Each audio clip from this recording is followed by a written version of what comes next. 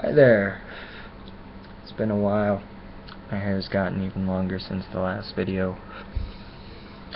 Alright, so what I'm going to talk to you about today is very controversial, especially in the States. If I were to even probably bring this up to a lot of Americans, it'd probably cause a lot of shit and I'd get a lot of hate.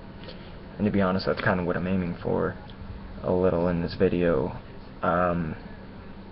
What I'm going to be talking about today is Satanism, and not occult Satanism where I'm stealing baby lambs and sacrificing them to the glory of the desolate one. That's dark occult shit. I'm talking legitimate Satanism, like Anton LaVey's Satanism, who, by the way, was a fucking genius. I've been doing a lot of research on it lately. I've been questioning everything back and forth for the past week and a half or so, and honest to God, well, not God, I'm still an atheist, but honestly, I respect Satanism more than I do Christianity, and that right there is going to cause a lot of shit. But the reason for it is because they hold a lot higher of a value system than Christians do, or Catholics, or Muslims. Like, Satanism is actually really fucking beautiful if you look into it and understand it on an intellectual level. Like, don't just sit there, look at it, and start being, oh, this is all demonic shit, blah, blah, blah, blah. No, do your fucking research and think outside of the box. I'm kind of pointing a finger at Christians here, because I'm probably going to get a lot of shit for this. But I'm going to read you the 9 satanic statements and explain them to the best of my ability and how I would view them and how Anton LaVey wants you to view them after reading segments of the Satanic Bible. And hopefully you guys will get a better picture of this. This is coming from an 18-year-old kid, an atheist. I've done research on fucking a lot of different religions, and out of all of them, I think I've begun to appreciate Satanism a lot more than any other. But anyway, getting to the 9 satanic statements. So, number 1, Satan represents indulgence instead of abstinence. So, indulge yourself in sin, but not to the point where, like, lust, for example. You see a very attractive woman, and you think, I want to fuck her. And in all honesty, that's up to you. But it doesn't mean, like, get to the point where you're going to rape her. That's not what a Satanist does. You have to have respect for your fellow person, your fellow human, like, your fellow animal even. Like, you have to respect everything around you. You don't push it to the limit and break the limits. So, number 2, Satan represents vital existence instead of spiritual pipe dreams. Focus more on reality, what's in front of you, instead of worrying about the future and what's going to happen to you in the afterlife. Seize the day, in a sense. Like, just focus on reality. Number 3, Satan represents undefiled wisdom instead of hypocritical self-deceit. This is pointing more towards the Bible, like the hypocritical shit that goes on to it, the contradictions, everything. So focus more on actual knowledge, wrap yourself in knowledge and the world around you, instead of a book written 6,000 years ago and following its guidelines. Even though this is kind of like telling you to follow its guidelines, it's more present. That's not to say like it's any better, but regardless. Anyway, number 4, Satan represents kindness to those who deserve it instead of love wasted on ingrates.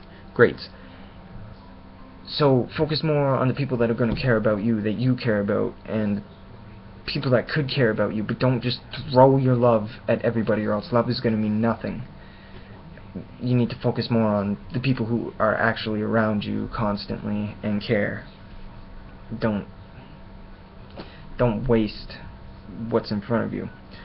Number 5, Satan represents vengeance instead of turning the other cheek. So give people what they deserve, and that's not vengeance, not like this guy stole my bike, I'm gonna kill him. No, that's taking it too far. Once again, as a Satanist, you respect everybody around you. Respect is earned, but you haven't really met them yet, so treat them like you would anybody else. But that's not to say, like, if somebody kills a family member or somebody really close to you, you're going to want to exact vengeance. You can do this multiple ways. Even if it does mean taking justice out yourself, the person deserves it. Give people what they deserve. If somebody's being a dick to you, be a dick right back. They deserve it. Don't turn the other cheek. Number 6. Satan represents responsibility to the responsible instead of concern for psychic vampires. This one stumped me for a minute. I didn't quite understand it. The responsibility to the responsible part, that's fucking obvious. If you don't understand that, use it. But the concern for psychic vampires, and what that means is, like, it's not all vampires suck blood. Some vampires, it's a metaphor for people who feed off of negative energy, who just want to see the bad in you. Don't let them get to you.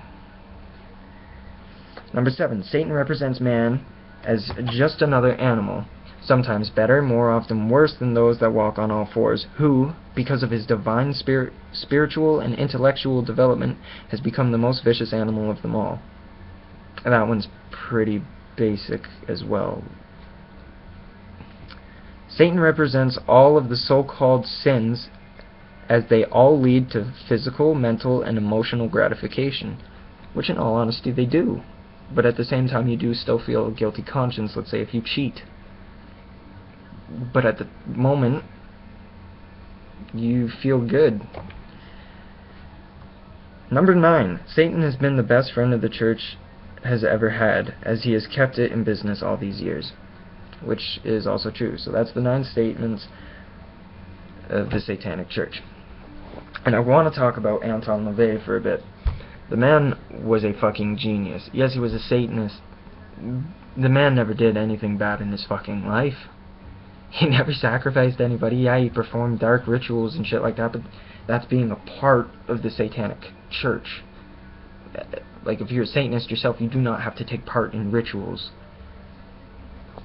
Like, you see what I'm getting at here, but I was watching an interview with him, and the news reporter was just slandering the shit out of him because he was a Christian, and here's a Satanist sitting right in front of him, and he's saying, oh, like, your kids are just gonna burn you alive and laugh at you while you're burning. And he sat there and just kind of laughed and smiled and was like, I know for a fact they're not gonna do that. They're not monsters. They're not little devils as you're calling them. They're human beings with, as my mom would put it, a moral compass.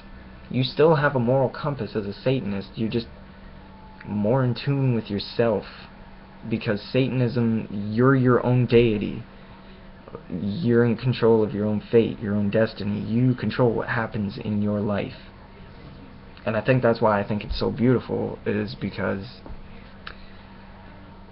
it's basically how I see life. Respect is earned, not given. You need to earn my respect for me to have full respect for you. I'm not just going to throw my love at you just because I met you at a party or something like that. Respect animals, respect people. Be yourself. Do unto others what they would do to you.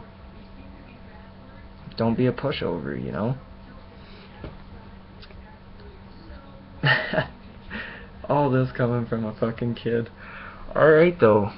That was, I guess, my rant for the day, or just kind of enlighten you guys on legitimate Satanism, and not to make you think, because I've done research and shit on this, like, oh, I'm a fucking devil worshipper and I'm gonna steal your baby.